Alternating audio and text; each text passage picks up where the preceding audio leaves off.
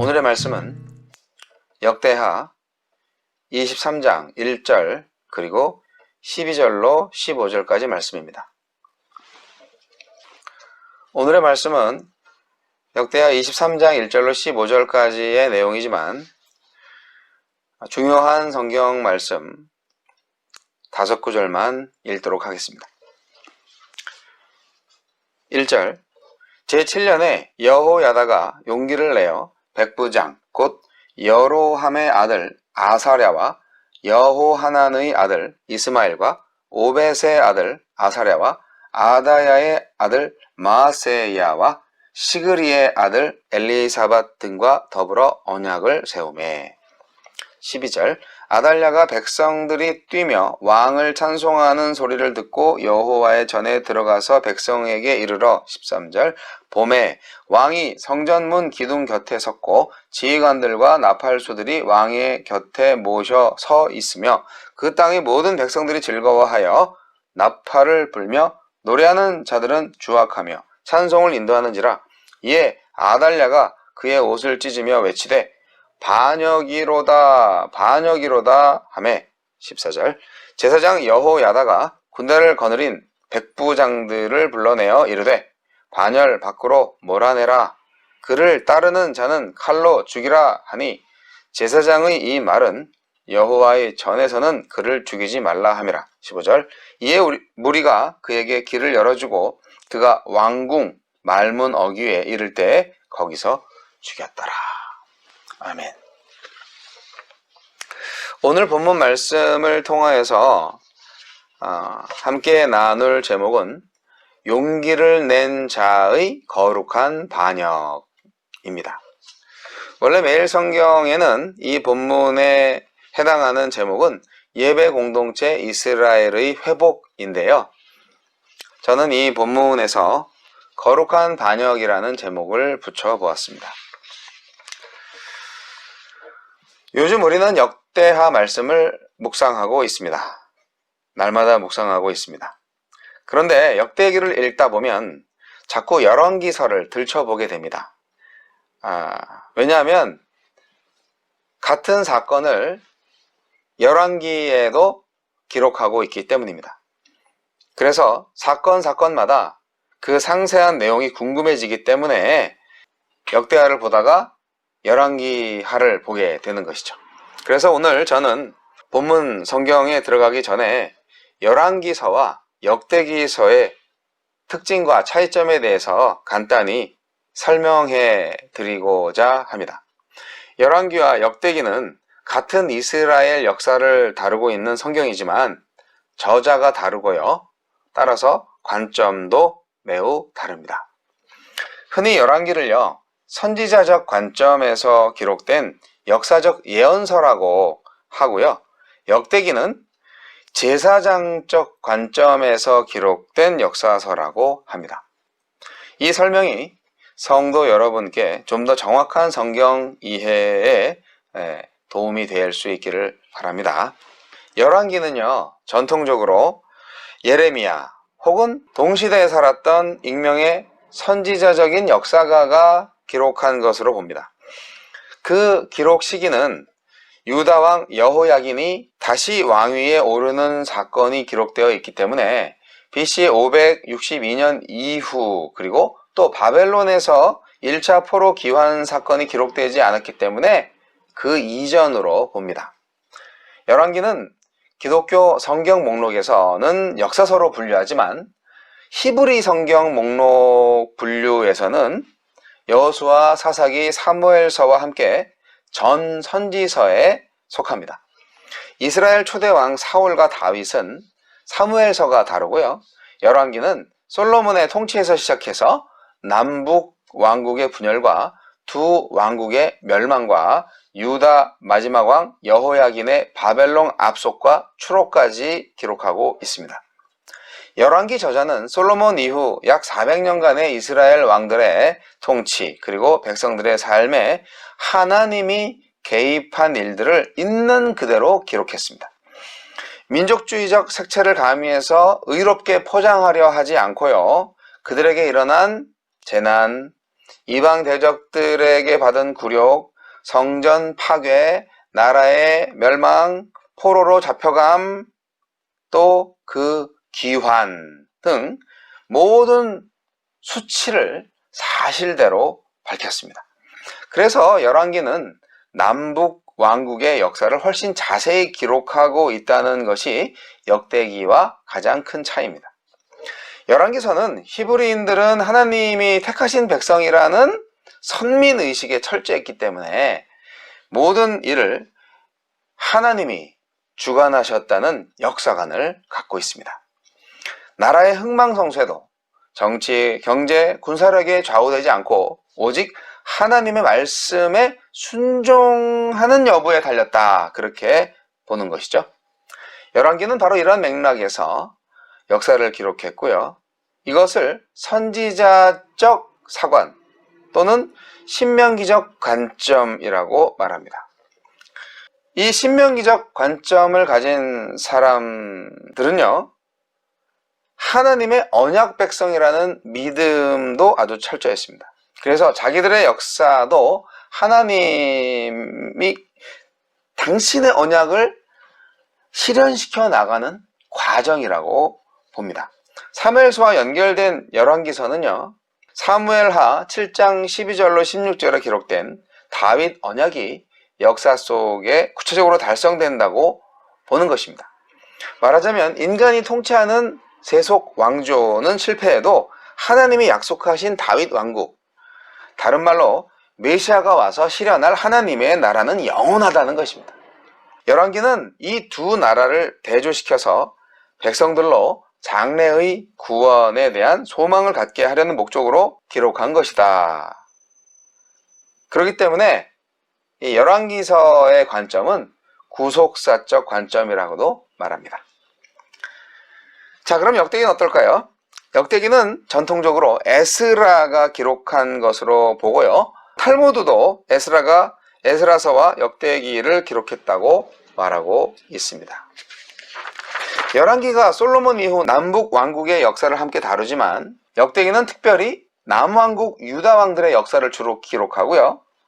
북왕국 이스라엘에 대한 이야기는 그 북이스라엘이 유다하고 연결된 사건에만 한정되어 기록되어 있습니다. 에스라가 BC 458년에 포로에서 귀환했기 때문에 저작 연대는요, BC 450년경으로 추정합니다. 말하자면 열왕기 저작 시기, 그러니까 열왕기 저작 시기를 BC 562년에서 536년 사이로 보잖아요. 그때보다 역대기는 약 100년 뒤에 기록이 되었습니다. 저자가 누구든 이미 기록된 책과 동일한 목적으로 기록할 리는 없지 않겠습니까? 다른 목적이 있기 때문에 새롭게 기록을 한 것이겠죠. 포로에서 돌아온 에스라의 최대 관심은 성전 재건을 통한 영적 부흥이었습니다. 유다 왕국이 망해서 바벨론 포로로 잡혀가는 그 심판을 받은 이유가 바로 성전 제사의 불이행에 있다, 그렇게 본 것입니다. 백성들도 여호와를 제대로 섬기지 않고 온갖 우상을 숭배했기 때문에 심판을 자초했음을 깨닫고 회개했습니다. 에스라의 주도하에 성전 중심의 영적 부흥이 일어날 수밖에 없었습니다. 자연히 역대기가 그런 관점에서 기록된 것이죠. 열왕기가 솔로몬 왕에서 시작하지만 역대기는 아담에서 시작하고요. 열왕기가 다루지 않는 다윗 왕을 중요하게 언급합니다. 다윗은 당연히 가장 많은 비중을 갖고 기록되어야 할 왕이지만 열왕기와 비교해서 특별히 다른 점이 있습니다. 역대기는 성전 재건을 통한 신정국가의 새 출발을 소망하게 하는 책입니다. 다윗은 신정국가를 설립했고 솔로몬은 그 근간이 되는 성전을 완성했습니다. 유다 왕국 중심으로 기록한 것도 예루살렘에 성전이 있고 이처럼 성전을 다윗과 솔로몬이 지었기 때문입니다. 그래서 역대기는 솔로몬이 성전을 건축해서 하느님께 봉헌한 사실을 강조하고 있습니다. 또 모세의 율법과 성전, 레위지파의 성전 찬양대도 아주 자세히 기록하고 있습니다. 이런 기록 목적을 바로 제사장적 관점이라고 말합니다. 그런데 열왕기는 선지자적 관점으로 솔로몬의 배교와 우상숭배를 적나라하게 지적하고 비난했는데요.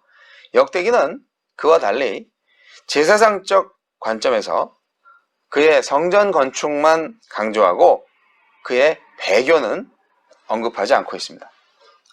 동일한 관점에서 다윗의 간음 사건도 역대기에서는 생략되어 있습니다.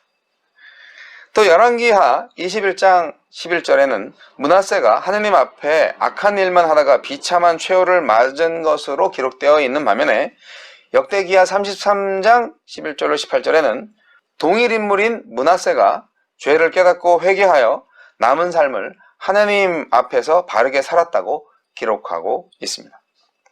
므낫세 왕에 대한 두 책의 기록이 이렇게 달라진 까닭도 바로 저작 목적의 차이 때문입니다.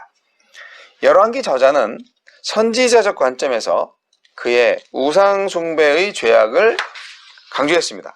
반면에 역대기 저자로서는 그런 큰 잘못도 있지만 말년에 회개하고 또 완벽하지 않더라도 종교 개혁을 한 업적을 언급할 필요가 있었던 것입니다. 이와 같이 같은 사건과 같은 인물에 대한 두 성경의 다른 기록을 성경의 불일치로 오해하지 말고요. 각 성경마다 가진 목적성을 염두에 두고 여러분 제대로 잘 이해할 수 있기를 바랍니다. 그리고 넓은 의미로 본다면 역대기도 신명기적 역사관의 범주에서 이해할 수 있는 성경이라 할 수 있습니다. 자, 이제 오늘의 본문 여호야다의 종교개혁 이야기로 들어가 보겠습니다. 오늘 본문은 열왕기하 11장 1절로 21절에 기록된 내용과 같은 역사적 사건을 다루고 있습니다.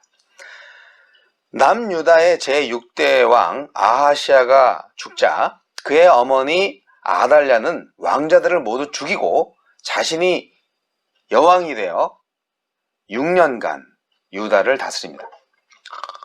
아달랴는 누구입니까? 악녀 아달랴. 그녀는 바로 아합과 이세벨의 딸입니다.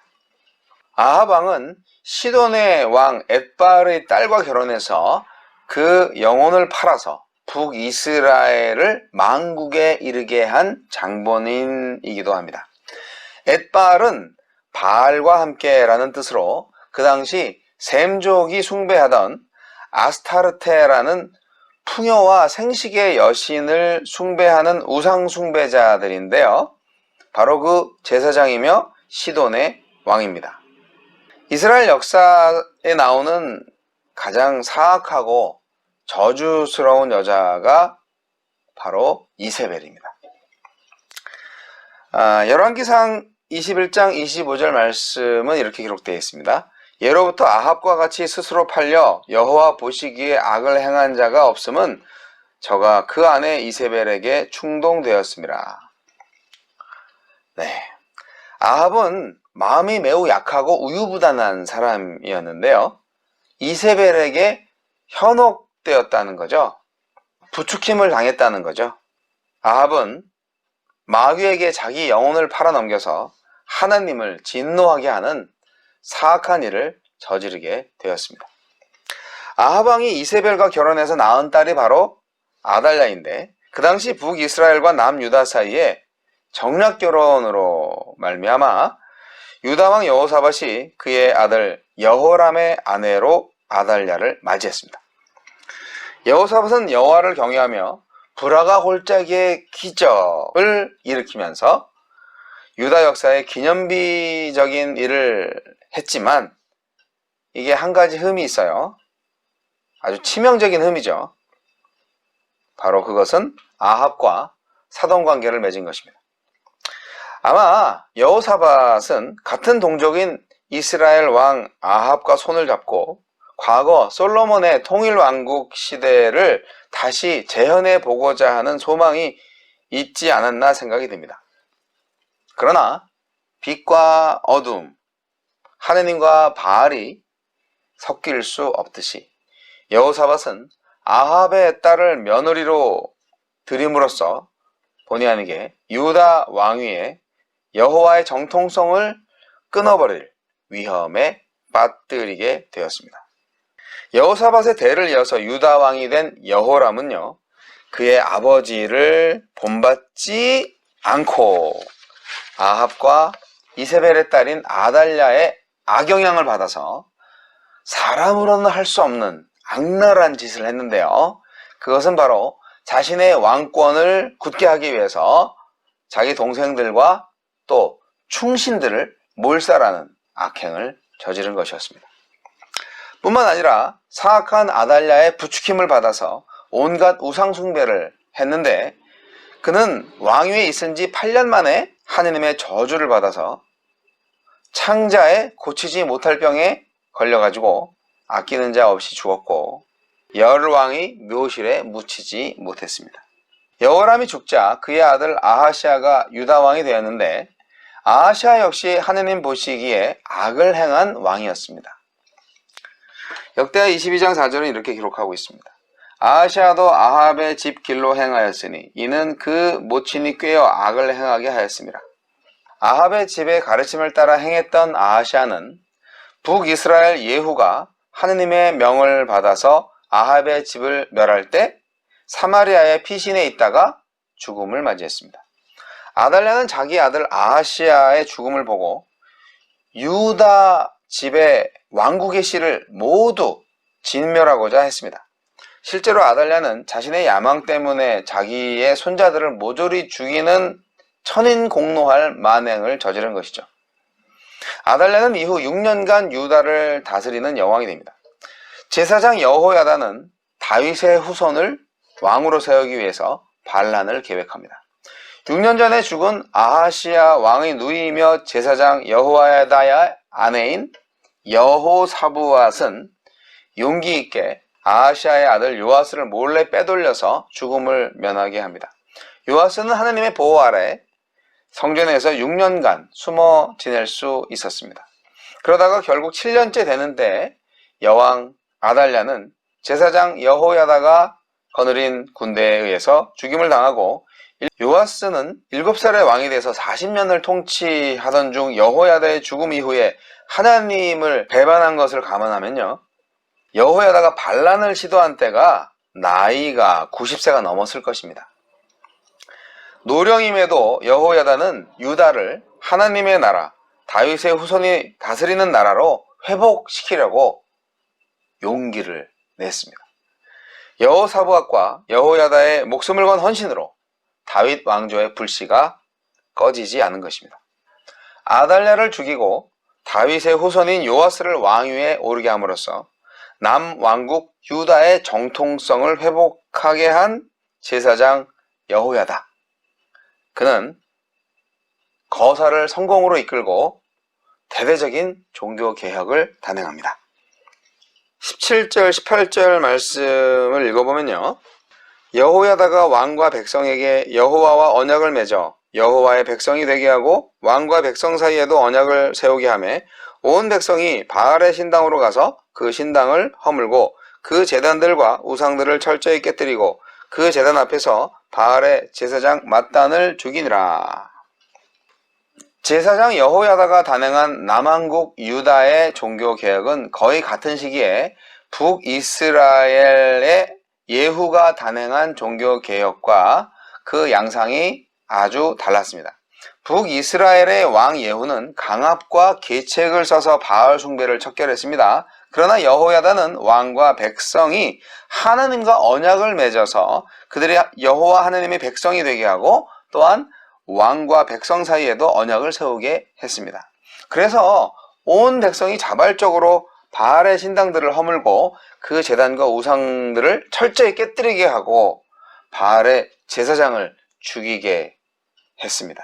네, 그 결과가 어떻게 됐죠? 온 백성이 즐거워하고 온 성이 평온했습니다. 여기서 한 가지 주목할 것은 이러한 남한국 유다의 종교개혁과 북이스라엘의 종교개혁이 거의 같은 시기에 일어난 것입니다. 거의 동시대에 하느님께서 북이스라엘에도 예후를 왕으로 세우셔서, 그리고 남한국 유다에서는 제사장 여호야다를 통하여서 바알 숭배를 척결하는 대대적인 종교개혁을 단행하게 하셨던 것이죠. 이렇게 거의 동시에 남북이 그동안 온 나라에 만연되어 있던 바알 숭배를 척결하고 여호와 하나님께 돌아오는 대대적인 개혁을 단행했다는 것은 하나님께서 그들 모두에게 주신 대단한 기회가 아닐 수 없습니다. 왜냐하면 남유다와 북이스라엘은요, 서로에게 크게 영향을 주고받을 수밖에 없는 밀접한 관계에 있었기 때문에 어느 한쪽만의 종교 개혁으로는 그 효과가 미미할 수밖에 없었거든요. 그러나 이렇게 남북이 거의 동시에 개혁을 단행함으로써 엄청난 시너지 효과를 가져올 수 있기 때문입니다. 그래서 이게 만일 제대로 되었다면 남북이 모두 예루살렘 성전을 중심으로 한 여호와 신앙으로 똘똘 뭉쳐서 하느님의 언약 백성으로 진정한 갱신이 이루어질 수 있었을 것입니다. 그러나 안타깝게도 그들은 이 절호의 찬스를 놓쳐버리고 맙니다. 북이스라엘 왕 예후는요, 대대적인 종교개혁을 단행하기는 했지만 전심으로 여호와 하느님의 율법을 지켜 행하지는 않음으로써 그의 개혁은 반쪽짜리 개혁이 되고 말았습니다. 그리고 남유다 요아스는 열왕기상 12장 2절로 3절에서 보는 것처럼 제사장 여호야다가 그를 교훈하는 모든 날 동안에는 여호와 보시기에 정직히 행하였으나 다만 산당들을 제거하지 아니하였으므로 백성이 여전히 산당에서 제사하며 분향하는 여지를 남겨두었습니다. 남왕국 유다 또한 지속적인 개혁이 되지 못한 것입니다. 사랑하는 성도 여러분, 오늘 우리는 어떤 시대를 살고 있나요? 우리는 이스라엘의 역사를 보면서 오늘날 우리의 역사를 만들어 갈 때 매우 큰 도움을 받을 수 있습니다. 신앙의 역사를 말입니다. 우리는 열왕기서와 역대기서 두 책 다 가지고 있습니다. 이것은 두 가지 다 필요하다는 말씀입니다. 우리는 선지자적 사명과 제사장적 사명 두 가지 다 가지고 있습니다. 선지자들은 백성들에게 줄곧 하나님 앞에서 공의와 정직한 삶을 살라고 외쳤습니다. 제사장들은 하루빨리 백성들이 산당에서의 우상 숭배를 중단하고 성전으로 돌아와서 하나님의 말씀을 듣고 하나님을 예배하는 공동체가 되기를 바랬을 것입니다. 우리는 구약시대 사람이 아니라 신약시대 사람입니다. 우리는 유대인이 아니라 이방인으로서 과거 유대인들이 섬겼던 하나님을 믿고 새롭게 하나님의 백성이 된 사람들입니다. 우리는 그리스도인입니다. 그리스도란 말의 뜻은 기름 부음을 받은 자라는 뜻인데, 과거 구약시대에 기름 부음을 받은 자는 왕과 선지자, 제사장뿐이었습니다. 따라서 오늘날 우리 그리스도인은 성령의 기름 부으심을 받은 하나님 나라의 백성으로서 이 세상에서 왕이요, 선지자요, 제사장의 사명을 감당할 자로 부르심을 받은 사람들입니다. 요아스는 할머니 아달랴의 학살 만행 속에서 가까스로 살아남아서 7살의 왕이 되었고 그 후 40년 동안 유다의 왕이 되었습니다. 요아스가 왕이 된 것은 여호사밧의 구출과 여호야다의 치밀한 역모가 성공했기 때문입니다. 여호야다는 6년 동안 요아스를 성전에 숨겨 양육한 후에 7년째 되는 해에 만반의 준비를 갖춰서 조카 요아스를 왕위에 올렸습니다. 그는 아달랴처럼 자신이 왕이 되려는 야심이 없이 오직 다윗의 후손을 통해서 왕권을 이어가실 하나님의 뜻을 따르기 위해서 위험을 무릅쓰고 이 일을 추진했던 것입니다. 아주 빈틈없이 준비해서 결국 성사시켰죠. 우리는 여호야다에게서 분명한 사명, 사심없는 헌신, 성실한 준비를 배울 수 있습니다. 여호야다는 유다 전역에서 레위 사람들과 이스라엘 족장들에게 요아스의 생존 사실을 알리고요, 그를 왕으로 세우자는 계획을 전하고 협조를 얻어냈습니다. 자신만의 힘으로 세웠으면 권력을 누리려고 했겠지만 온 백성이 협력해서 이룬 일이기 때문에 하나님의 영광이 될 수 있었을 것입니다. 이로써 요아스는 제사장과 레위인이 세운 왕이요 유다 온 백성이 세운 왕이 되었습니다. 하나님 나라의 반역자 아달랴는 요아스를 왕위에 올리는 것을 목격하고 이렇게 외칩니다. 반역이로다, 반역이로다. 끝까지 자신이 한 짓은 보지 못하고 자기 중심적으로만 생각합니다. 이 여인의 죽음으로 유다 왕가에 깊이 영향을 미쳤던, 완악한 우상 숭배를 퍼뜨렸던 북이스라엘의 잔재가 청산되었습니다. 불의에 영합하지 않고 불의와 완전한 단절이 불의한 시대를 끝내고 새로운 시대로 향하는 유일한 길입니다. 존경하는 성도 여러분, 오늘날 우리는 법치주의 시대에 살고 있습니다. 법이 없는 사회는 상상할 수가 없죠. 그런데 이 법은 다수결로 만들어지고요, 얼마든지 개정도 가능합니다. 사실 법의 사각지대가 너무 많습니다. 법의 논리라고 다 옳은 것은 아닐 수 있다는 말입니다. 법을 잘 아는 악인은 법의 사각지대를 이용해서 합법적으로 악을 행합니다. 법으로 법을 어긴다고는 할까요? 그래서 법보다 더 중요한 것이 법칙, 바로 양심과 도덕법이죠. 법을 자기 욕심대로 이용하는 사람도 이 법칙에서는 자유로울 수가 없는 것입니다. 도둑도요, 자기가 도둑을 당하면 그 도둑을 야, 이 도둑놈아! 그렇게 소리칩니다. 내로남불이죠. 그런데 이런 도둑놈들한테도 법칙은 언제나 살아있습니다. 그들의 마음속 어딘가에 말입니다. 유다 여왕 아달랴는 남편이 죽자 왕자들을 죽이고 자신이 왕이 되었습니다. 법을 어기고 권좌에 올랐던 그녀가 정작 반역이 일어나자 이렇게 외쳤습니다. 반역이로다, 반역이로다. 누가 진짜 반역자입니까? 여호야다입니까? 아달랴입니까? 여러분은 여호야다의 나라에 살고 있습니까? 아달랴의 나라에 살고 있습니까? 여호야다의 개혁은 하나님을 이스라엘의 왕으로 세운 사건입니다. 아달랴까지 내려온 아합 가문의 줄기찬 우상숭배 전통을 끊어버린 것입니다. 이것은 혼자 독단적으로 시행한 것이 아니라 온 백성의 지지를 얻어서 행한 일입니다. 하나님의 통치를 바로 세우는 것이 개혁이라면 하나님을 배반하는 것이 반역입니다. 그렇지 않습니까? 전 세계적으로 전염병이 창궐하고 있는 이 시대에 오직 하나님의 나라를 구하는 자에게 구원이 임할 것입니다. 하나님 통치에 순응하고 하나님 통치를 회복하는 일에 동참하는 성도는 결코 죽지 않을 것입니다. 죽어도 다시 살아날 것입니다.